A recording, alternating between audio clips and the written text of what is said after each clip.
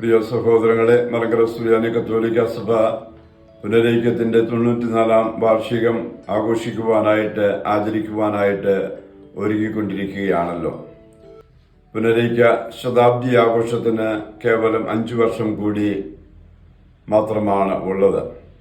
ഈ അവസരത്തിലെ ശതാബ്ദിക്ക് ഒരുക്കമായിട്ട് വചനവർഷമായിട്ട് ആഘോഷിക്കുവാനായിട്ട് സഭ തീരുമാനിച്ചിരിക്കുന്നു.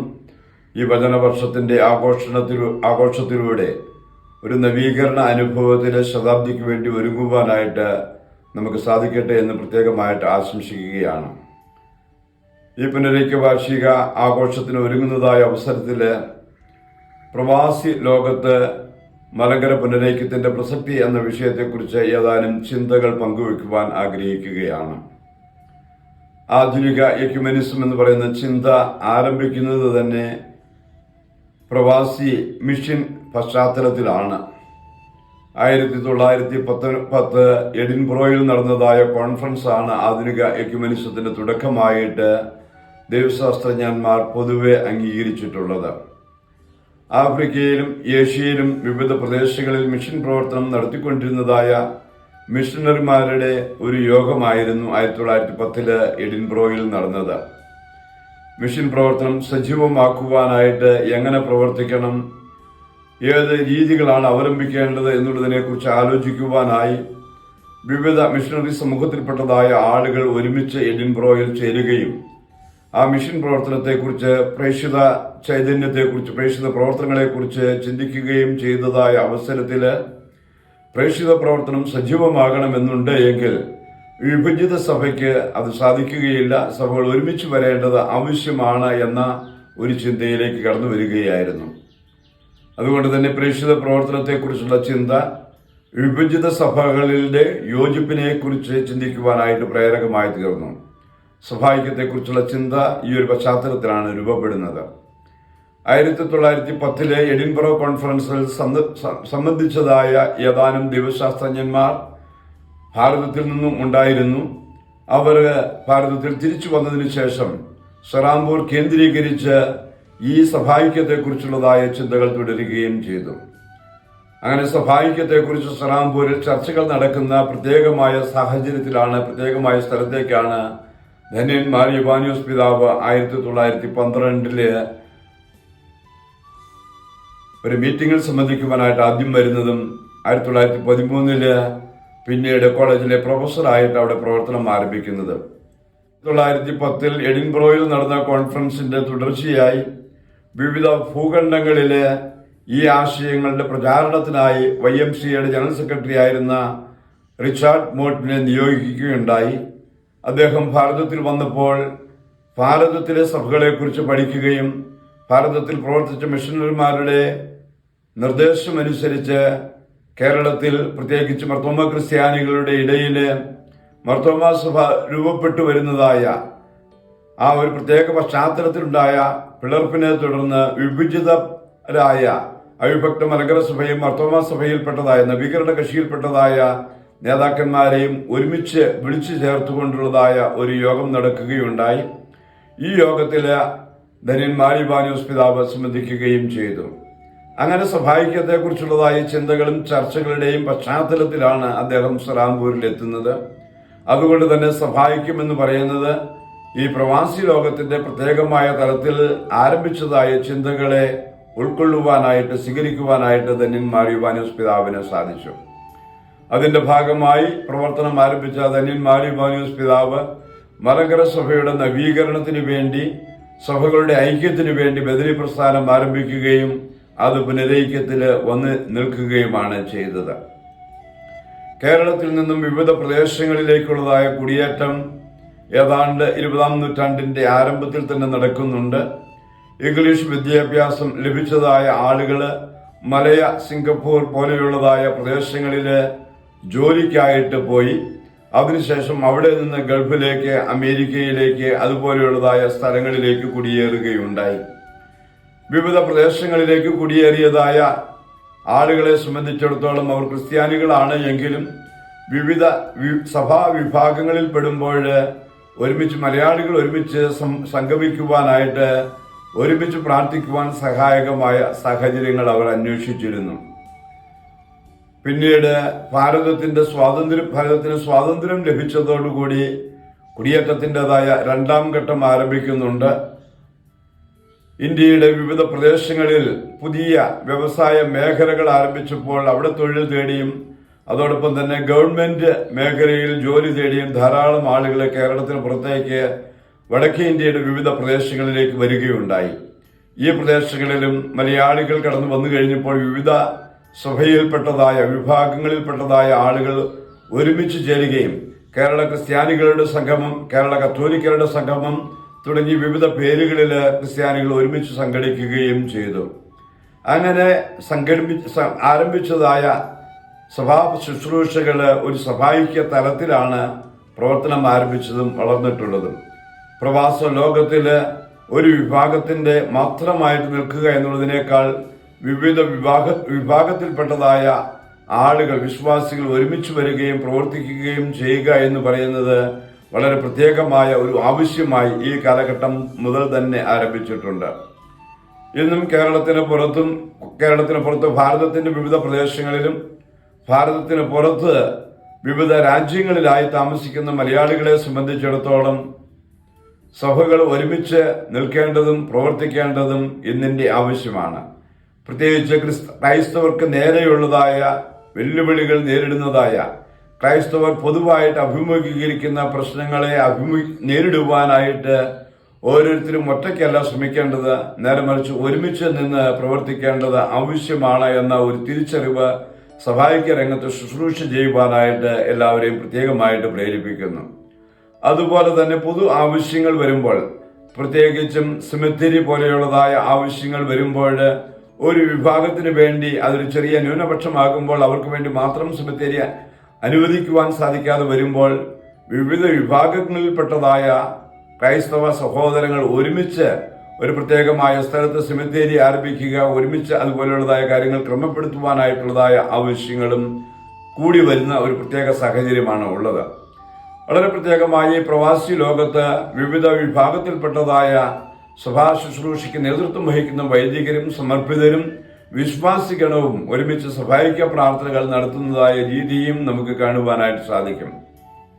സഭകളെ ഒരുമിച്ച് കൊണ്ടുപോകുവാനായിട്ട് ഇങ്ങനെ ഒരു പ്രവാസി ലോകത്ത് ഒരുമിച്ച് വരേണ്ടത് വളരെ ആവശ്യമാണ് എന്നുള്ളതിന് സംശയമില്ല.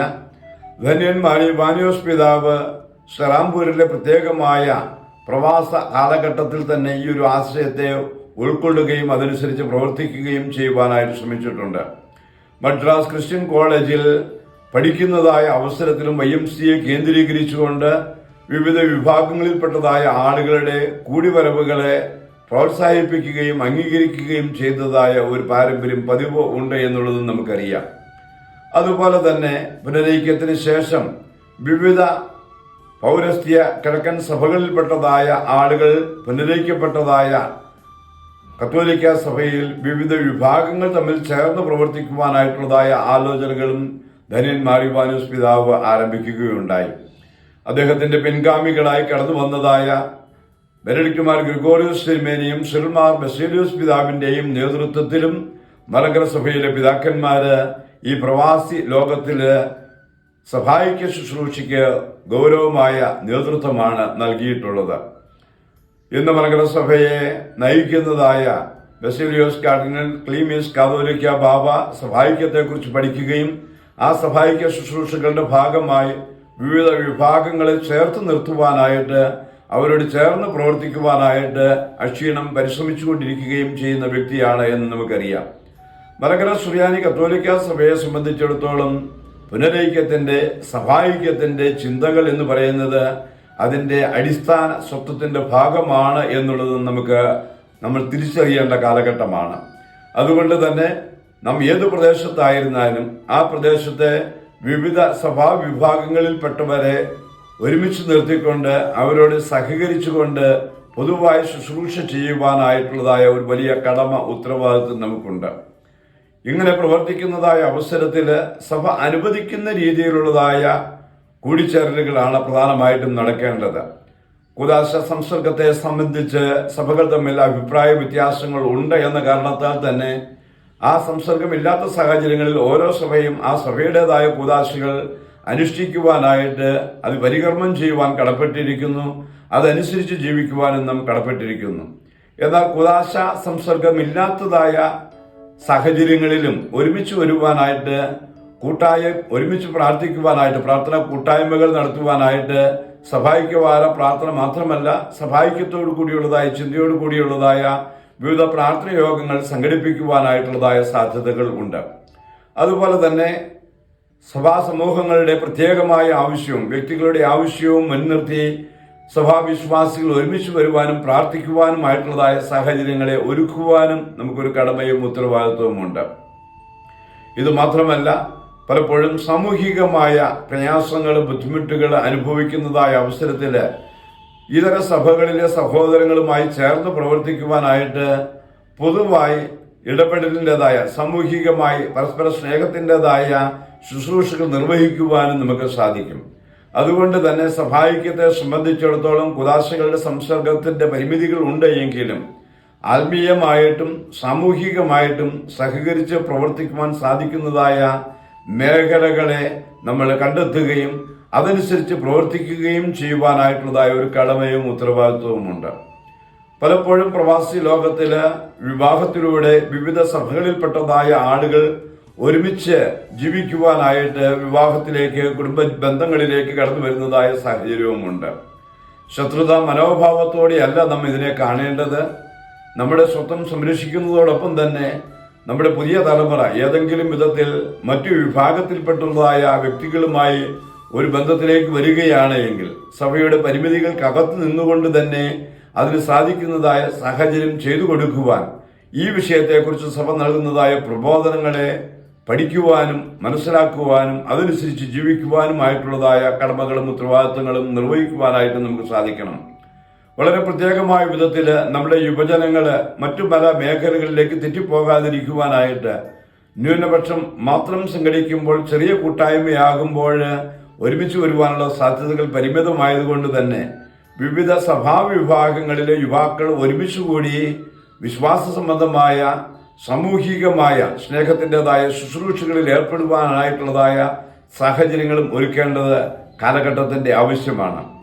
ഇത്തരം ശുശ്രൂഷകൾ നിർവഹിക്കുമ്പോൾ തന്നെ പരസ്പര ബഹുമാനത്തോടും ആദരവോടും കൂടി തന്നെ ഓരോ വിഭാഗത്തിന്റെയും തനത് വിശ്വാസത്തെക്കുറിച്ച് തനത് അവരുടെ ജീവിത ശൈലികളെ കുറിച്ച് ബഹുമാനപൂർവ്വം കാണുവാനായിട്ട് അതിൽ ഇടപെടാതെ തന്നെ സഹകരിച്ച് പ്രവർത്തിക്കുവാനുള്ളതായ സാധ്യതകൾ തേടേണ്ടതും ഈ കാലഘട്ടത്തിന്റെ ആവശ്യമാണ്. പ്രിയ സഹോദരങ്ങളെ, സമീപകാലത്ത് ഭാരതത്തിൽ നിന്ന് പ്രത്യേകിച്ച് കേരളത്തിൽ നിന്ന് വിദ്യാഭ്യാസത്തിനും അതോടൊപ്പം തന്നെ തൊഴിൽ തേടിയും ധാരാളം യുവജനങ്ങൾ കുടിയേറിക്കൊണ്ടിരിക്കുന്നതായ ലോകത്തിന്റെ വിവിധ ഭാഗങ്ങളിലേക്ക് നീങ്ങിക്കൊണ്ടിരിക്കുന്ന ഒരു കാലഘട്ടത്തിലാണല്ലോ നാം ജീവിക്കുക. ഈ ഒരു പ്രത്യേക കാലഘട്ടത്തിൽ ഒരു വിഭാഗത്തിൽപ്പെട്ടവർക്ക് ഒരുമിച്ച് കൂടുവാനായിട്ട് പ്രവർത്തിക്കുവാൻ സാധിക്കാത്തതായ സാഹചര്യങ്ങളും വർദ്ധിച്ചു വരികയാണ്. ഇതുകൂടി കണക്കിലെടുത്തുകൊണ്ട് വിവിധ സഭാ വിഭാഗങ്ങളിൽ പെടുന്നതായ യുവജനങ്ങളെ യുവജനങ്ങൾക്ക് ഒരുമിച്ച് വരുവാൻ സഹായകമായ സാഹചര്യങ്ങൾ കണ്ടെത്തുവാനും അവരുടെ പ്രവർത്തനങ്ങളെ ഏകോപിപ്പിക്കുവാനും സാധിക്കുന്നത് ഈ കാലഘട്ടത്തിന്റെ ആവശ്യമാണ് എന്നെനിക്ക് തോന്നുന്നു. അത്തരം കാര്യങ്ങളിൽ ഏർപ്പെടുന്നതായ അവസരത്തിൽ തന്നെ ഓരോ സഭയുടെയും വിശ്വാസത്തിന്റെ പ്രത്യേകതകളും തനത് ജീവിത ശൈലികളെയും ബഹുമാനിക്കുവാനും ആദരിക്കുവാനും നമുക്ക് കഴിയണം. അതിനെ ബഹുമാനിക്കുന്നതും ആദരിക്കുകയും ചെയ്യുന്നതോടൊപ്പം തന്നെ നമുക്ക് സഹകരിക്കാവുന്നതായ മേഖലകളിൽ ഒരുമിച്ച് പ്രാർത്ഥിക്കുവാനായിട്ട് ഒരുമിച്ച് മറ്റുള്ളവരുടെ ആവശ്യങ്ങൾ മുൻനിർത്തിയുള്ളതായ സഹകരണങ്ങൾ നൽകുവാനായിട്ട് അങ്ങനെ സാമൂഹിക ക്ഷേമ പ്രവർത്തനങ്ങളിലൊക്കെയും സഹകരിച്ച് പ്രവർത്തിക്കാവുന്നതായ വേദികൾ ധാരാളമായിട്ടുണ്ട്. ഇത്തരം വേദികൾ പ്രയോജനപ്പെടുത്തിക്കൊണ്ട് സഭായിക്യത്തിന്റെ പുതിയ ഒരു സാധ്യതകൾ കണ്ടെത്തുവാനായിട്ട് അത് പ്രവർത്തനക്ഷമമാക്കുവാനായിട്ട് നമുക്ക് സാധിക്കട്ടെ. അതോടൊപ്പം തന്നെ ഓരോ സഭകളുടേതായ പ്രത്യേകതകൾ കൂടി അംഗീകരിച്ചുകൊണ്ട് അവരവരുടേതായ എല്ലാ സവിശേഷതകളെയും ആദരിച്ചുകൊണ്ട് തന്നെ ഒരുമിച്ച് പ്രവർത്തിക്കുവാനായിട്ടുള്ളതായ പുതിയ വേദികൾ കണ്ടെത്തുവാനായിട്ടും ഈ കാലഘട്ടത്തിൽ നമുക്ക് സാധിക്കട്ടെ എന്ന് പ്രത്യേകമായിട്ട് ആശംസിക്കുകയാണ്. മലങ്കര സുറിയാനി കത്തോലിക്ക സഭ പുനരൈക്യത്തിന്റെ ശതാബ്ദി വർഷത്തിലേക്ക് പ്രവേശിക്കുമ്പോൾ സഭാഐക്യത്തെക്കുറിച്ചുള്ളതായ സഭയുടെ ദർശനം, ധന്യൻ മാർ യൂവാനിയോസ് പിതാവിന്റെ സഭാഐക്യ ദർശനത്തെ മുൻനിർത്തി കാലഘട്ടത്തിനനുസൃതമായി പുനർവ്യാഖ്യാനം ചെയ്യാനും അതോടൊപ്പം തന്നെ പരസ്പരം സഹകരിച്ചുകൊണ്ട്, എന്നാൽ അതേസമയം സഭയുടെ സ്വത്വബോധം ഉൾക്കൊണ്ടുകൊണ്ട് അതിന്റെ പ്രത്യേകമായ നിയോഗങ്ങൾ മനസ്സിലാക്കിക്കൊണ്ട് പ്രവർത്തിക്കുവാനായിട്ട് നമുക്ക് സാധിക്കട്ടെ എന്ന് പ്രത്യേകമായിട്ട് ആശംസിക്കുകയാണ്. പ്രത്യേകിച്ചും ഈ കാലഘട്ടത്തിൽ സഭാഐക്യത്തിന് ഏറ്റവും നല്ല മാതൃകകളാകുവാൻ, സാക്ഷികളാകുവാൻ മലങ്കര സുറിയാനി കത്തോലിക്ക സഭയ്ക്ക് സാധിക്കും. നമ്മുടെ സ്വത്വം സംരക്ഷിക്കുന്നതോടൊപ്പം തന്നെ സഭാഐക്യത്തിലൂടെ എല്ലാവരെയും ചേർത്ത് നിർത്തുവാൻ നമ്മുടെ സഭാപിതാക്കന്മാര് നിരന്തരം പരിശ്രമിച്ചിട്ടുള്ളത് ഒരു മാതൃകയാക്കുവാനായിട്ട് നമുക്ക് സാധിക്കട്ടെ. അങ്ങനെ സഭാഐക്യത്തിന്റെ ഒരു നല്ല കാലഘട്ടത്തിലേക്ക് പ്രവേശിക്കുവാൻ ഈ ശതാബ്ദിക്ക് വേണ്ടി ഒരുങ്ങുന്നതായ കാലഘട്ടം നമ്മെ സഹായിക്കട്ടെ എന്ന് പ്രത്യേകമായി ആശംസിക്കുന്നു.